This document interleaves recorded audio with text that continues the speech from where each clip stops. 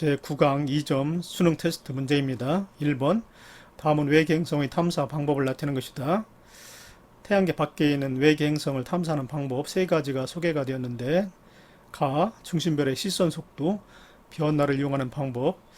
이 방법은 별과 행성이 공통 질량 중심을 중심으로 해서 그림과 같이 서로 맞돌 때 별이 지구에 접근하기도 하고 별이 지구로부터 멀어지기도 하면서 시선 속도의 변화가 일어납니다.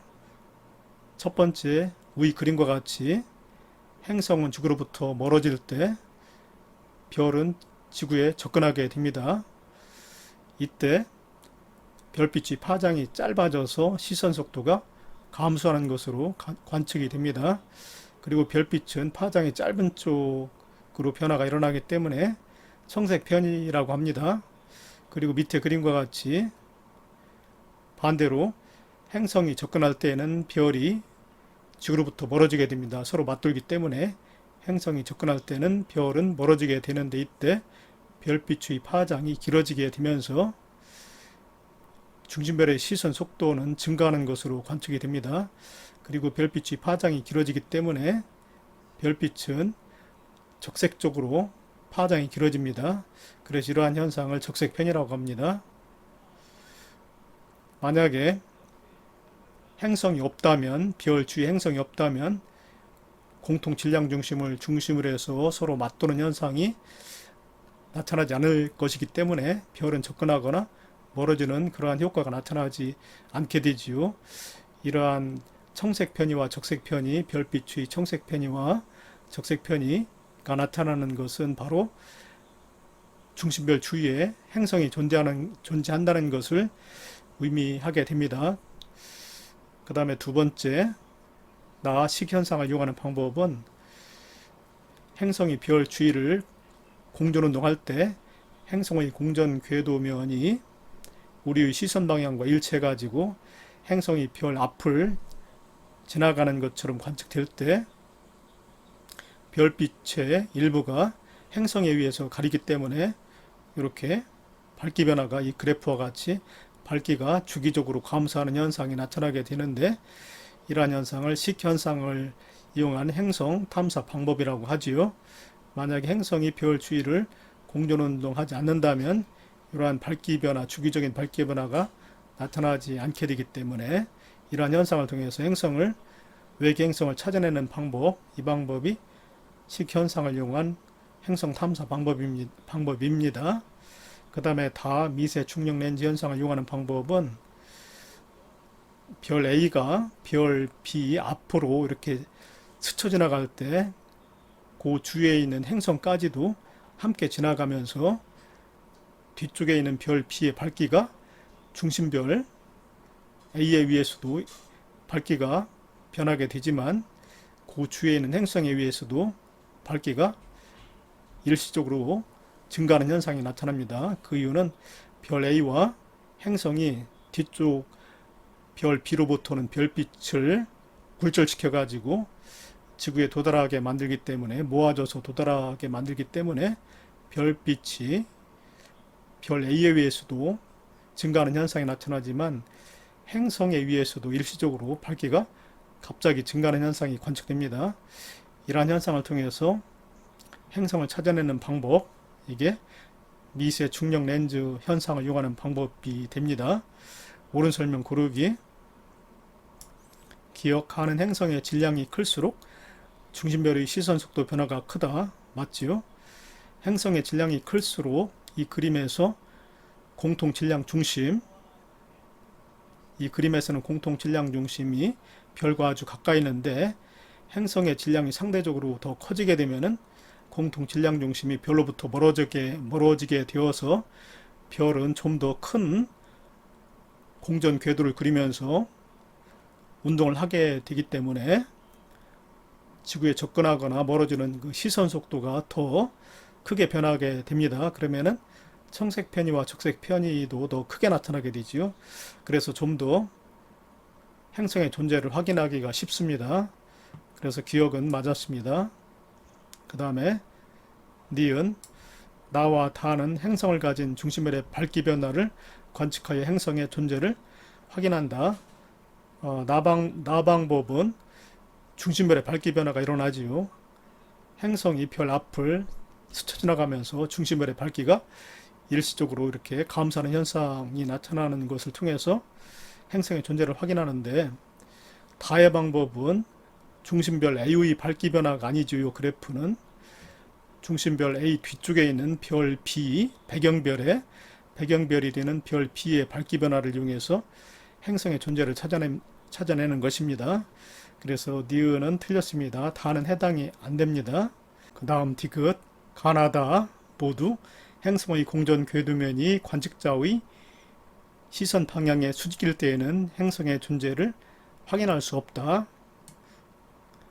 가방법, 도플러 효과를 이용하는 행성 탐사 방법에서 만약에 행성의 공전 궤도면이 우리의 시선 방향과 수직일 때는 별이 접근하거나 멀어지는 효과가 나타날 수가 없지요. 그래서 가방법, 도플러 효과를 이용하는 행성 탐사 방법은 반드시 행성의 공전 궤도면이 우리의 시선 방향과 일치해야만 가능한 방법입니다. 그리고 나방법, 식현상을 이용한 행성 탐사 방법도 이 공전 궤도면이 우리의 시선 방향과 수직일 경우는 행성이 별 앞을 스쳐 지나가는 것이 관측이 되지 않기 때문에 이러한 밝기 변화가 나타날 수가 없습니다. 그래서 나방법, 식현상을 이용하는 행성 탐사 방법에서도 반드시 공전 궤도면이 우리의 시선 방향과 일치해야만 가능한 방법이 됩니다. 그러나 다방법, 미세 중력 렌즈 현상을 이용하는 방법은 공전 궤도면이 우리의 시선 방향과 수직이 되더라도, 그러니까 이 공전 궤도면 예를 들어서 화면의 앞뒤쪽으로 이렇게 되어서 수직이 되더라도 역시 행성이나 별 A에 의한 중력은 작용을 하지요. 그래서 별 B의 별빛이 굴절되는 현상은 역시 나타날 수가 있습니다. 그래서 미세 중력 렌즈 현상을 이용하는 방법은 행성의 공전 궤도면이 우리의 시선 방향과 일치하든 수직이 되든 관계가 없습니다. 항상 그 효과가 나타납니다. 그래서 디귿, 가나 다 중에서 다는 행성의 공전 궤도면이 관측자의 시선 방향에 수직일 때에도 행성의 존재를 확인할 수가 있습니다. 다는 해당이 되지 않습니다. 그래서 기억만 맞았습니다. 2번 그림은 어느 외계 행성에 의한 중심별의 시선 속도 변화를 시간에 따라 나타내는 것이다. 외계 행성에 의한 중심별의 시선 속도 변화는 별과 행성이 공통 질량 중심을 중심으로 해서 서로 맞돌 때, 그림과 같이 별도 시계 반대 방향, 행성도 시계 반대 방향으로 서로 맞돌 때 별이 지구에 접근하기도 하고 별이 지구로부터 멀어지기도 하면서 별의 시선 속도 변화가 일어납니다. 그에 따라서 별빛의 파장이 짧아져서 청색 편의가 나타나기도 하고 별빛의 파장이 길어져서 적색 편의가 나타나는 현상, 이걸 통해서 별 주위에 행성이 존재한다는 것을 확인할 수가 있습니다. 그런데 여기 그래프를 보니까 가로축이 T1, T2, T3 시간을 나타내고 있고 세로축은 시선 속도를 나타내고 있는데, 시선 속도가 마이너스인 경우는 지구에 접근하는 경우입니다. 그리고 시선 속도가 플러스로 표시된 것은 별이 지구로부터 멀어지는 것이 됩니다. 그리고 여기 시선 속도가 0인 것은 별이 지구에 다가오지도 않고 멀어지는 것도 아니기 때문에 이런 위치, 여기 T2라든가 T4의 위치가 됩니다. T2라든가 T4의 위치는 지구 기준에 했을 때 옆으로 이동하는 것이지요. 앞으로 다가오거나 멀어지는 것이 아니라 옆으로 이동하는 것이기 때문에 시선 속도, 다가오거나 멀어지는 속도가 0이 됩니다. T2하고 T4. 그리고 여기 T1은 가장 빠르게 시선 속도가 마이너스 값으로 가장 작기 때문에 가장 빨리 다가오는 그런 위치가 되는데, 이 T1의 위치는 바로 이런 위치죠. 여기 T1이라고 표시했는데 이 부분에 있을 때는 바로 지구로 우리가 바라다보는 시선 방향과 똑같은 방향으로 다가오기 때문에 굉장히 빠른 속도로 다가옵니다. 그래서 여기 T1의 위치는 여기가 됩니다.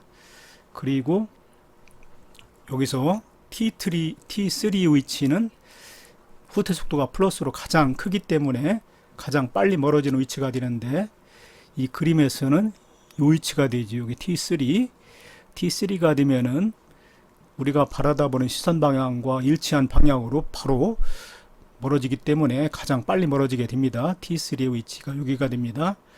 그래서 T1, T2, T3, T4의 위치가 다 결정이 되었습니다. T1에서 출발해 가지고 T2, T3, T4, 그 다음에 T5가 되면 다시 여기 오게 됩니다. T5가 되면은 가장 빨리 접근하는 위치가 되기 때문에 T1과 같은 위치가 되죠. 그래서 이 그림에서 T1에서부터 T5까지 이것이 바로 별의 공전 주기에 해당됩니다. 그런데 별이 한 바퀴 공전 운동하는 동안에 그 주위에 있는 행성도 서로 맞돌아 가지고 똑같이 한 바퀴를 돌게 되지요. 그래서 T1에서 T5까지는 별의 공전 주기지만 이 시간은 행성의 공전 주기에 해당한다고 볼 수가 있습니다. 그래서 일단 디귿은 맞았습니다.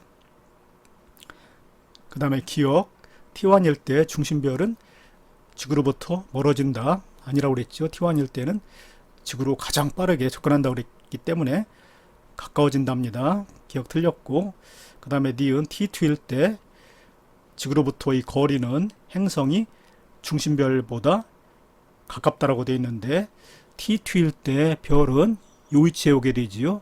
그래서 별은 지구로부터 가장 가까이 있습니다. 그런데 행성은 별이 T2에 위치해 있을 때 행성은 공통 질량 중심을 중심으로 해서 서로 반대편에 있기 때문에 가장 멀게 됩니다. 행성은 별이 T2에 있을 때 행성은 가장 멀리 이런 위치에 있게 됩니다. 그래서 여기 중심별보다 가깝다가 아니라 멀다지요. 가장 먼 위치가 됩니다. 그래서 니은 틀렸습니다. 디귿만 맞았습니다. 3번 그림은 어느 외계 행성에 의한 중심별의 밝기 변화를 시간에 따라 나타내는 것이다. 중심별의 겉보기 밝기가 주기적으로 똑같은 밝기만큼 반복적으로 나타납니다. 이런 경우는 행성에 의해서 별이 가려지는 식연상위에서 나타나는 경우죠. 행성이 별 앞을 지날 때마다 이러한 밝기 감소가 반복되어 나타납니다. 그런데 여기서 T1일 때는 밝기가 가장 많이 감소하고 그 기간의 정가운데가 되기 때문에 이 그림에서 우리가 바라다보는 지구가 이런 위치에 있을 때 우리가 바라다보는 시선 방향의 정면에 놓이는 경우입니다. T1 그리고 T5가 되었을 때 다시 한 바퀴 돌아서 정면에 오는 경우지요. 그래서 여기서 T1에서부터 T5까지가 행성의 공전 주기에 해당됩니다. 그래서 디귿 T1에서 T5까지의 시간은 행성의 공전 주기에 해당한다. 디귿 맞았습니다. 그리고 T1에서부터 T5까지의 가운데가 되는 시기, 이 시기는 바로 행성이 지구가 이런 위치에 있을 때 행성이 별 뒤쪽에 오는 때가 됩니다. 행성은 별이 뒤쪽에 위치하는 때가 여기서 T3가 됩니다. 이에 대한 설명 중 옳은 거 고르기. 단 지구와 이 행성의 질량 중심 간 거리는 변하지 않는다. 첫 번째 T1일 때 중심별의 시선 속도는 마이너스라고 그랬는데 지구가 이 앞에 있는 때라고 봐야 됩니다. 그래야만 식연상이 나타날 수가 있지요. 그런데 T1일 때는 가장 어두워진 시기의 정가운데가 될 때이기 때문에 정면을 지날 때입니다. 정면을 지날 때, 그러니까 이 화살표를 봤을 때 행성은 시계 반대 방향으로 왼쪽에서 오른쪽으로 이렇게 지날 때인데 이때 별과 행성은 공통 질량 중심을 중심으로 해서 서로 맞돌게 되지요. 그러니까 행성이 왼쪽에서 오른쪽으로 이동하면 별은 반대로 오른쪽에서 왼쪽으로 이동을 합니다. 가운데 공통 질량 중심이 요 사이에 있게 되기 때문에 서로 반대로 이동하지요. 그래서 별은 이때 지구로부터 지구를 기준으로 했을 때 다가오는 경우가 아니라 별은 왼쪽으로 가는 거죠. 옆으로 가는 거죠.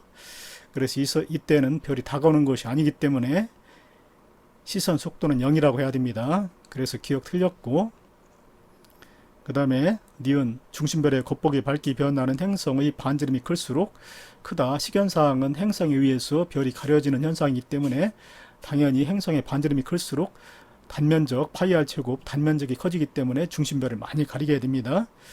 그래서 겉보기 중심별의 겉보기 밝기 변하는 행성의 반지름이 클수록 크다. 당연한 것이지요.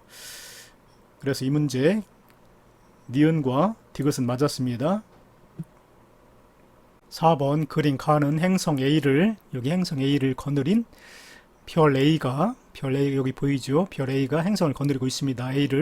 행성 A를 거느리고 있는 상태에서 별 B 앞을 이렇게 지나가고 있습니다.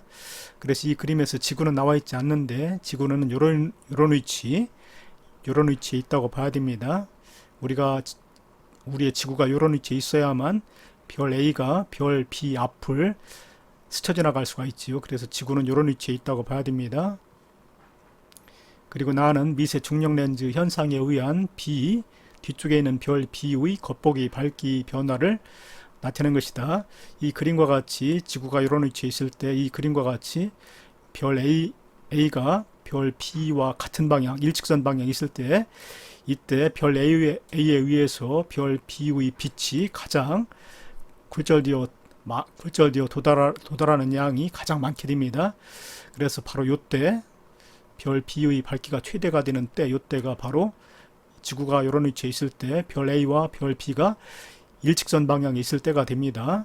그리고 이제 별 A가 이렇게 지나가게 되면은 그 뒤에 있는 별 A가 요 사이에 또 오게 되지요.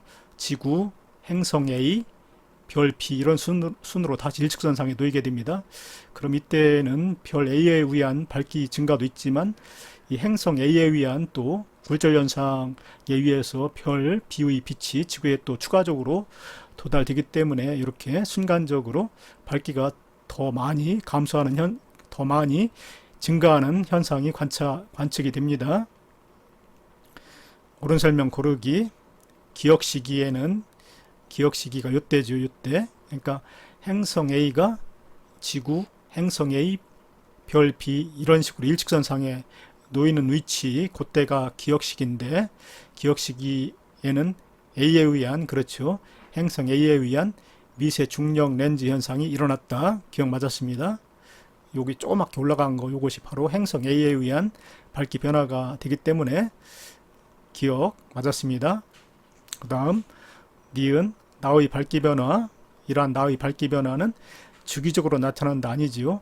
한번 스쳐 지나가게 되면 다시는 스쳐 지나갈 확률은 거의 없습니다. 그래서 이런 밝기 변화는 일시적으로 나타날 뿐이지 주기적으로 나타나지는 않습니다. 주기적으로 나타나려면은 별 A가 별 B 주위를 이렇게 계속 공전운동 해야만 되는데 그거는 불가능한 일이지요. 그래서 니은 주기적이 아닙니다. 일시적입니다. 그래서 니은 틀렸고 그 다음에 디귿 A의 공전 궤도면이 관측자의 시선 방향의 수직이라면은 그러니까 이 공전 궤도면이 이와 같이 되지 않고 예를 들어서 이 화면의 앞뒤쪽으로 공전 궤도가 그려져 가지고 공전 궤도면이 지구가 이런 위치에 있는데 지구에서 바라다 본 시선 방향과 수직이 될 때 그런 경우입니다. 수직이라면은 미세 중력 렌즈 현상이 나타나지 않는다. 아닙니다.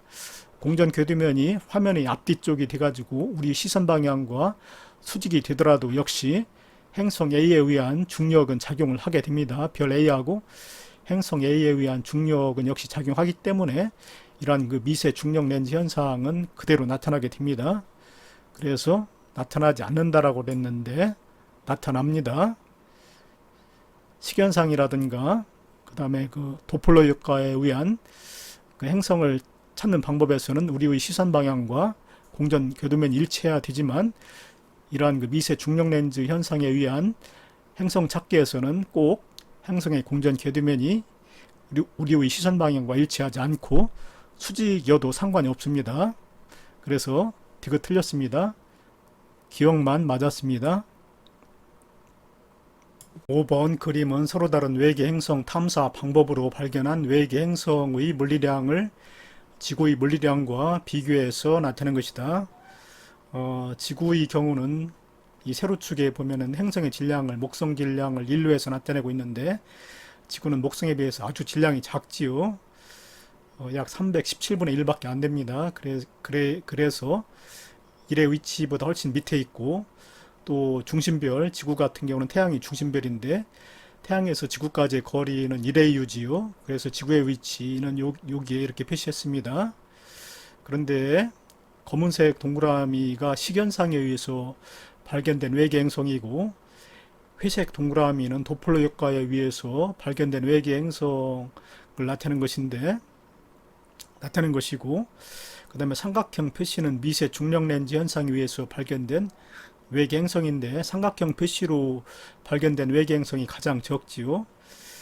식연상보다 훨씬 적은데, 왜냐하면은 식연상에 의해서 외계 행성을 찾아낼 때는 그 중심별의 밝기가 주기적으로 매번마다 주기적으로 관측이 되기 때문에 발견하기가 쉽습니다. 한 번만 관측되는 게 아니라 공전 주기 때마다 관측이 되기 때문에 그만큼 관측하기가 쉬워서 이렇게 많이 발견했는데, 도플러 효과 많이 발견했는데, 미세 중력 렌즈 현상은 그 별 A가 별 B 앞을 이렇게 지나가면서 일시적으로 관측이 되기 때문에 이거는 굉장히 발견하기가 어렵지요. 그래서 이 그래프를 보면은 미세 중력 렌즈 현상에 의해서 발견된 외계 행성의 수가 가장 적습니다. 그리고 여기 가위 표시로 된 것은 직접 촬영에 의해서 발견된 외계 행성인데, 직접 촬영을 할 때는 발견하기가 매우 어렵습니다. 왜냐하면은 이 행성은 별의 밝기에 비해서 매우 어둡지요. 그래서 행성이 별 가까이, 중심별 가까이 있게 되면은 발견하기가 매우 어렵습니다. 중심별을 가리고 발견해야 되는데, 그러려면은 중심별과 거리가 많이 떨어져야만 관측이 가능하지요. 그래서 가위 표시, 직접 촬영으로 발견된 외계 행성의 특징은 물론 질량도 크지만 중심별과의 거리가 굉장히 많이 떨어져 있는 것이 특징입니다. 자, 옳은 설명 고르기. 기억, 발견된 외계 행성의 개수는 중심별의 주기적인 밝기, 그러니까 식연상을 이용해서 발견한 것이 미세 중력 렌즈 현상을 이용한 것보다 많다라고 그랬습니다. 미세 중력 렌즈 현상은 일시적으로 관측이 되지만 식연상은 주기적으로 관측이 되기 때문에 식연상에 의해서 발견된 행성의 수가 미세 중력 렌즈 현상을 이용해서 발견한 외계 행성보다 많다. 기억 맞았지요? 그 다음에 니은 직접 관측으로 발견된 행성은 대체로 지구보다 공전 궤도 반지름이 크다. 그래야만 가능하다고 그랬지요.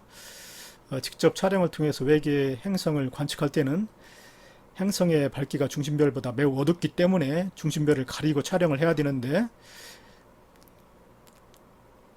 이때도 행성이 되도록이면은 중심별과 많이 떨어져 있을수록 관측하기가 쉽습니다. 그래서 지구보다 공전 궤도 반지름이 크다. 맞다고 그랬지요. 니은 맞았습니다. 그 다음 디귿, 중심별의 시선 속도 변화를 이용해서 발견한 행성들, 도플러 효과에 의해서 발견된 외계 행성들을 가리키지요. 이것은 대체로 지구보다 질량이 크다. 이 그래프에서 보면은 도플러 효과에 의해서 발견된 행성들은 위에 표시되어 있습니다. 그러니까 질량이 큰 행성에 속하지요. 그래야만 발견하기가 쉬운 거 맞았습니다. 왜 그러냐면은 이 행성의 질량이 크면 클수록 별과 행성의 공통 질량 중심이 별로부터 좀 더 떨어지게 됩니다. 그러면은 별의 공전 궤도의 크기가 크게 됩니다. 그러면은 공전 선속도가 증가하게 되지요. 그래서 다가오는 속도, 멀어지는 속도가 다 같이 증가하게 됩니다.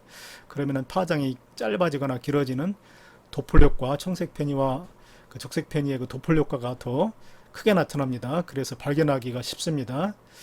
그래서 도플러 효과에 의해서 발견된 행성들의 특징은 이 질량이 대체적으로 크게 나타나는 것이 특징입니다. 공전 궤도는 지구하고 거의 비슷한데 질량이 큰 특징이 있지요. 그래서 디귿 시선 속도 변화, 도플렉과에서 발견된 행성들의 특징은 대체로 지구보다 질량이 크다. 디귿 맞았습니다. 그래서 기역, 니은, 디귿이 모두 맞았습니다.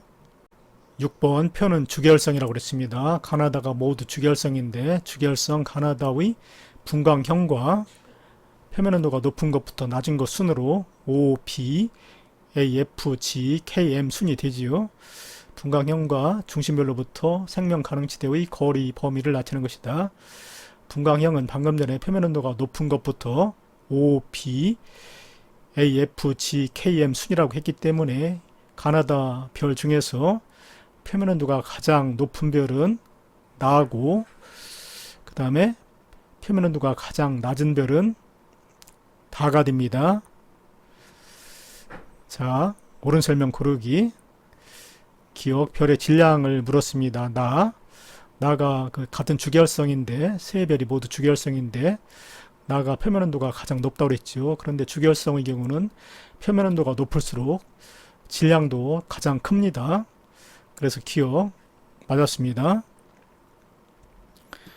그 다음에 니은, 나에서 생명 가능 지대의 폭은 0.2 AU보다 넓다.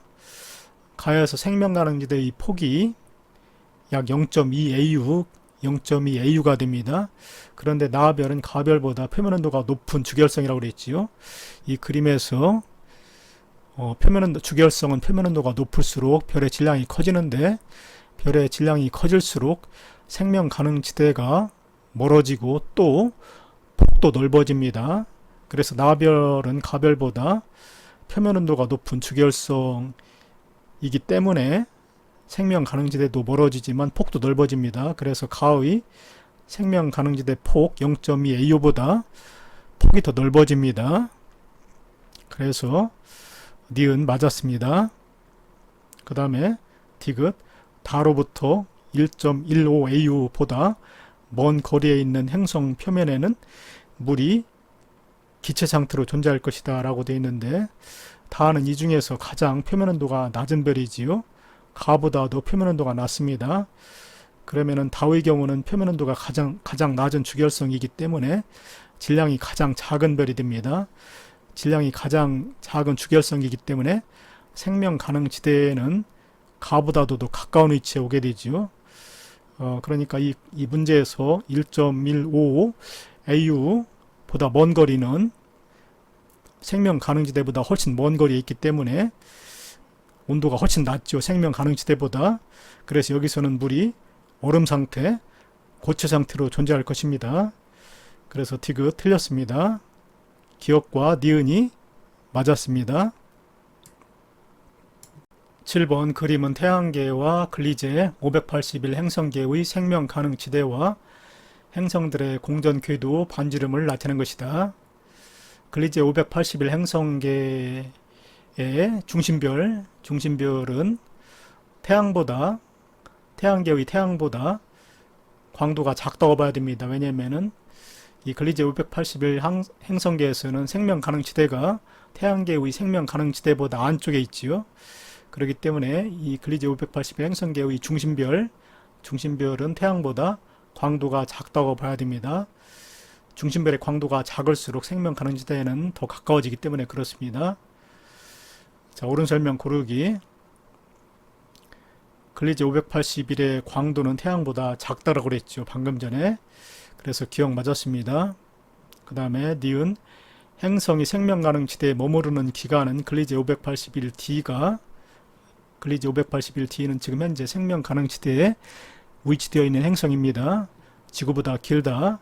맞았지. 왜냐면은 이 중심별 근리제 581 이 중심별 이 별도 주계열성이고 태양도 주계열성인데 광도가 작을수록 주계열성은 광도가 작을수록 질량이 작지요.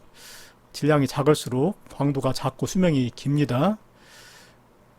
그래서 근리제 581 주계열성은 태양도 주계열성인데 광도가 작기 때문에 진화가 매우 느린 속도로 일어나서 그 주위에 있는 생명 가능지대에 위치한 이 근리제 581T 행성도 주계열의 행성도 생명 가능지대에 더 오랫동안 머무를 수가 있습니다. 지구보다. 그래서 니은 맞았습니다. 디귿 중심별로부터 단위 면적당 단위 시간에 받는 복사에너지량은 글리제 581F가 금성보다 많다라고 되어 있는데, 글리제 581F 행성하고 금성은 중심별로부터 떨어진 거리는 같습니다. 그런데 광도는 태양이 더 밝다고 그랬지요. 글리제 581 중심별이 더 광도가 작습니다. 광도가 작다는 것은 주위로 방출되는 빛의 에너지, 그 빛의 에너지가 적다는 것이기 때문에 같은 단위 면적당 단위 시간에 받는 복사에너지량을 비교했을 때 글리제 581F 행성이 당연히 금성보다 적게 됩니다. 여기 많다가 아니라 적답니다. 그래서 디귿은 틀렸습니다. 기억과 니은은 맞았습니다. 8번 그림은 태양이 주결성에 머무르는 동안 시간에 따른 광도 변화를 나타내는 것이다. 가로축이 시간, 단위는 10억 년 전입니다. 그래서 여기 4로 표시된 것은 40억 년 전, 0으로 표시된 것은 현재입니다. 그리고 태양의 광도, 현재 광도를 1이라고 했을 때 상대적인 광도를 표시하고 있습니다. 그런데 광도 L은 4파이R 제곱 곱하기 시그마 T의 4제곱으로 표현이 되지요. R은 반지름, T는 표면 온도입니다. 그런데 태양의 광도가 과거부터 현재까지 이렇게 증가해 왔는데, 이거는 두 가지로 해석할 수가 있습니다. 파이하고 시그마는 상수이기 때문에 변함이 없고, 반지름이 계속해서 증가해 왔거나 표면 온도가 계속해서 높아졌거나 둘 중에 하나인데, 태양이 주결성이 된 이후부터는 그 정역학 평형 상태에 도달하지요. 안쪽에서 바깥쪽으로 작용하는 기체 압력 차에 의한 힘과 반대로 바깥쪽에서 안쪽으로 작용하는 중력이 평형 상태를 유지해 왔다면은 반지름은 변화가 없었다고 봐야 됩니다. 그렇다면은 광도가 증가한 원인은 표면 온도가 계속해서 상승해 왔다고 해석할 수가 있습니다. 이 기간에 대한 설명을 옳은 거 고르기. 기억 생명 가능 지대는 태양에서 점점 멀어졌다. 생명 가능 지대는 물이 액체 상태로 존재하는 지대인데, 과거부터 현재까지 태양의 광도가 점점 증가해 왔지요. 그러면 이제 태양이 방출한 에너지량이 점점 많아졌다는 것입니다. 그러면 생명 가능 지대는 과거부터 현재까지 점점 태양에서부터 멀어졌겠지요. 그래서 기억 맞았습니다. 그 다음에 니은 생명 가능 지대의 폭은 20억 년 전이 현재보다 넓었다. 20억 년 전에는 태양의 광도가 현재보다 작았습니다. 광도라는 것은 태양이 방출한 에너지라고 그랬지요. 그렇기 때문에 광도가 작게 되면은 생명 가능 지대에는 좀 더 가까워지고 폭도 좁게 됩니다. 그래서 여기 넓었다가 아니라 좁았다지요. 틀렸습니다. 그 다음에 디귿 10억 년 전에 화성은 생명 가능 지대에 위치했다. 현재도 화성은 생명 가능 지대보다 더 먼 거리에 있는데 10억 년 전이면은 현재보다도 태양의 광도가 더 작았었던 때지요. 그래서 화성은 생명 가능 지대보다 훨씬 더 바깥쪽에 위치했었을 것입니다. 그래서 디귿 틀렸습니다. 기억만 맞았습니다.